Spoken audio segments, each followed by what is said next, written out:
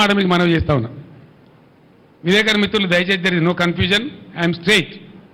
కాళేశ్వరం, అసలు కాళేశ్వరం గురించి ఆ ప్రాజెక్టు గురించి వీళ్ళకు తోక తెలియదు, నా తొండం తెలియదు. ఇప్పుడు ఉన్నోనికి ఏమీ తెలియదు, ఇంటికి కూడా తెలియదు. కోపం వస్తుంది, బాధ కలుగుతాయి. ఏమైందండి దానిలో?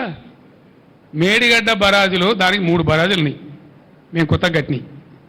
సైడ్లో కూడా ఉన్నాయి, సైడ్లో వచ్చి కలిసేటువంటి రివర్లెట్స్ ఏవైతే ఉంటాయో వాటిని కూడా చాలా ఇసుకలనే కడతాం, వాటికి పిల్లర్స్ ఉంటాయి.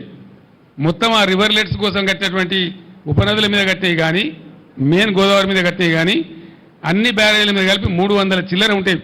ఇది పిల్లర్స్ బ్రహ్మాండంగా 3 బ్యారేజీలలో కలిపి దాదాపు 200 చిల్లర గేట్లు ఉంటాయి. అంత పెద్ద పని అది. దాని తర్వాత ఒక్కొక్క పంప్ హౌస్ మొన్న వీళ్ళు ఒత్తిరు కదా, నంది మేడారంల వరద కాలువలో నీళ్ళు పోయడానికి. కాళేశ్వరం అయిపోయింది, మరి ఆ పంప్ ఎందుకు వచ్చినావు? మరి నేను అడుగుతా ఉన్నా, ఎట్లా వచ్చినాయి నీళ్ళు? మరి ఎందుకో వచ్చే కాళేశ్వరం నీందే వచ్చినాయా? మేమేం చేసినాం? మీలాగా